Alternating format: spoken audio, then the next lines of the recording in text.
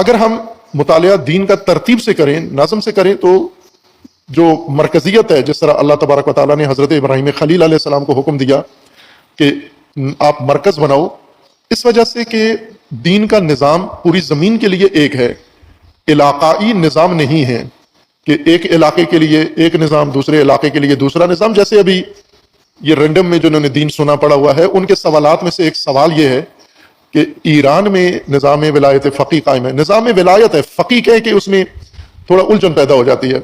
نظام ولایت ہے. نظام ولایت رسول اللہ صلی اللہ علیہ وآلہ وسلم جب مبعوث ہوئے، جو نظام اللہ نے بنایا وہ نظام ولایت تھا. رسول اللہ کے بعد امیر المومنین نے نظام ولایت تھا. پھر نظام ولایت ہی ہے قیامت تک.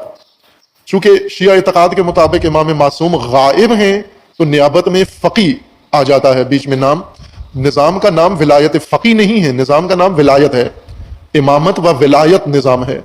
معصوم ہو موجود تو بھی نظام امامت و ولایت ہے، زمانہ غیبت ہو تو بھی نظام ولایت و امامت ہے. یہ ولایت و امامت کا نظام کبھی رسول کے ذریعے قائم ہوگا، نبی کے ذریعے، کبھی امام معصوم کے ذریعے، اور کبھی امام غیر معصوم کے ذریعے، فقیہ کے ذریعے نافذ ہوگا، لیکن تسلسل کے ساتھ نظام قائم ہوگا. ایران میں نظام امامت قائم ہوا، ولایت قائم ہوا. اب سوال یہ کرتے ہیں کہ اگر عراق میں قائم ہو تو وہ کیسے قائم ہوگا، پاکستان میں قائم ہو تو کیسے قائم ہوگا. یہ رینڈم کا دین شناسوں کا یہ سوال ہے کہ اگر پاکستان میں ہوا تو اس کا کیا بنے گا.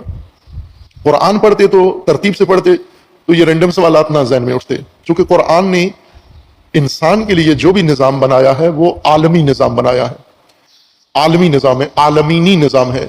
جیسے اللہ تبارک و تعالیٰ نے اپنی ربوبیت کے بارے میں فرمایا کہ رب العالمین ہے، یعنی اللہ کی ربوبیت عالمینی ہے. اسی طرح رسول اللہ صلی اللہ علیہ وآلہ وسلم کی رسالت بھی عالمی ہے، عالمینی ہے، رحمت للعالمین ہے. قرآن کریم کی حجیت عالمینی ہے، تمام عالم کے لیے، تمام عالمین کے لیے ہے. اور امامت کا نظام بھی عالمینی ہے، یعنی تمام عالم کے لیے یہ نظام قائم ہوگا، نہ کہ علاقے میں. ہندوستان کے لیے الگ نظام ولایت ہوگا، پاکستان کے لیے الگ نظام ولایت ہوگا. چونکہ مرکزیت اس کی اللہ تبارک و تعالیٰ نے جب حضرت ابراہیم کو امام بنایا تو امام للحجاز، امام للفلسطین، امام برائے عراق، امام برائے بابل، چونکہ جہاں پیدا ہوئے حضرت ابراہیم وہ بابل میں پیدا ہوئے، تو امام بابلیین نہیں بنایا، امام عراقیین نہیں بنایا، امام حجازیین نہیں بنایا. انی جاعلک للناس اماما، انسانیت کا امام بنایا ہے. اب انسانیت کے امام نے ایک مرکز بنانا ہے، وہ مرکز بھی حجاز و یمن کے لیے نہیں ہے، عالمین کے لیے ہے. کعبہ مثابتاً للناس، لوگوں کے رجوع کی جگہ، ناس کے لیے ہے، عالمینی مرکز ہے. اور جو بھی الہی نظام ہے، امامت کا نظام، یہ عالمینی ہے، پورے عالم کے لیے ایک مرکزی نظام ہے. البتہ مرکزی نظام جب پورے عالم میں قائم ہوگا، جیسا تشیع کے اندر تصور ہے ظہور امام عصر عجل اللہ تعالی فرج شریف سے، تو ایک عالمینی نظام بنے گا، نہ کہ ٹکڑے ٹکڑے. ایک عراق میں کوئی بیٹھا ہوگا، پھر ایک ایران میں بیٹھا ہوگا، پھر وہ خط و کتابت کے ذریعے آپس میں روابط کریں گے. عالمینی نظام ہے، مہدویت بھی عالمینی نظام ہے. اور اب تو شیطان بھی اپنا عالمینی نظام بنانے کے لیے کوشاں ہے. نیو ورلڈ آرڈر اور ایک سویلائزیشن اور ایک سیاسی نظام، ایک معاشی نظام پورے عالم کے لیے، وہ بھی ایک گلوبل نظام بنانے کی کوشش میں ہے. اللہ کا نظام عالمینی نظام ہے، اور اس کی مرکزیت اللہ تبارک و تعالیٰ نے حضرت ابراہیم خلیل علیہ السلام سے قائم کروائی ہے. یہ جو اعتراض بھی ہے بعضوں کا کہ مسلمانوں کو بہت حساسیت ہے مورتیوں پر، بتوں پر، کہ بتوں کے پیچھے کیوں جاتے ہو، بتوں کے گرد کیوں جاتے ہو، بتوں کے سامنے کیوں جھکتے ہو. تو وہ یہ کہتے ہیں کہ ہماری مورتیاں کم از کم گھڑی ہوئی تو ہیں، آپ تو انگھڑے پتھروں کے آگے جا کے جھکتے ہو، ان کے گرد جا کے گھومتے ہو. پتھروں کا گھر ہے، آپ بھی تو پتھروں کی گرد ہی سارا کام کر رہے ہو، ہم بھی پتھروں کے گرد.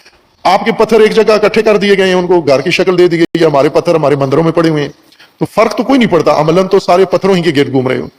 یہ سوال ہے، یہ جواب ہے. اور بعض واقعاً انہی پتھروں ہی سے فیض حاصل کرنا چاہتے ہیں.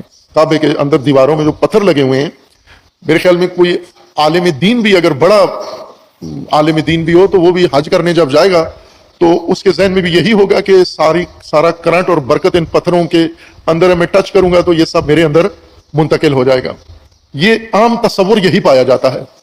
یہ پتھر ایک علامت کے طور پر، مرکزیت کے طور پر یہ گھر رکھا گیا ہے، اور ان پتھروں میں نہیں حکمت رکھی گئی، وہ ایک علامتی مرکزیت ہے. اس مرکزیت کے گرد آپ نے اجتماع کرنا ہے. اجتماع سے مراد میلے کی طرح نہیں ہے کہ وہاں گھوم کے میلہ میلے میں شرکت کر کے اور اس میں ثواب کما کے پھر واپس آ جائیں آپ، بلکہ اس اجتماعیت میں، اس جمعیت میں ایک امت کی تشکیل کا مرحلہ ہے، عالمینی مرحلہ ہے، علاقائی مراحل طے کر کے، یعنی یومیہ نماز جماعت میں اپنا محلے کی اجتماعیت قائم کر کے، پھر جمعہ میں ایریے کی، اب محلے سے باہر پورے ایریے کی اجتماعیت، پھر یہ جمعہ کے ذریعے جو پورے ایریا کی اجتماعیت ہے اس کو آپ نے منسلک کرنا ہے عالمینی اور عالمی اجتماعیت کے ساتھ، اس امت کا حصہ بننا ہے، اس اجتماع کا حصہ بننا ہے آپ نے، اس لیے وہاں پر آپ کو طلب کیا گیا ہے۔ یہ امت سازی کا تدریجی مرحلہ ہے۔ اگر ہم اسی پہلو سے دیکھیں، نماز یومیہ، نماز جمعہ اور حج، یہ ایک تسلسل ہے، ان کا آپس میں ربط ہے، یہ ایک عالمی نظام ہے جس کی علاقائی تشکیل کا حکم دیا گیا ہے، لیکن ابھی نمازیں بھی ثواب کے لیے، جمعے بھی ثواب کے لیے، حج بھی ثواب کے لیے، اور جو تشکیل امت کا مرحلہ ہے وہ نہ نمازوں میں انجام پاتا ہے، نہ جمعے میں انجام پاتا ہے، نہ آگے حج کے اندر، وہ گم ہی ہو گیا ہے۔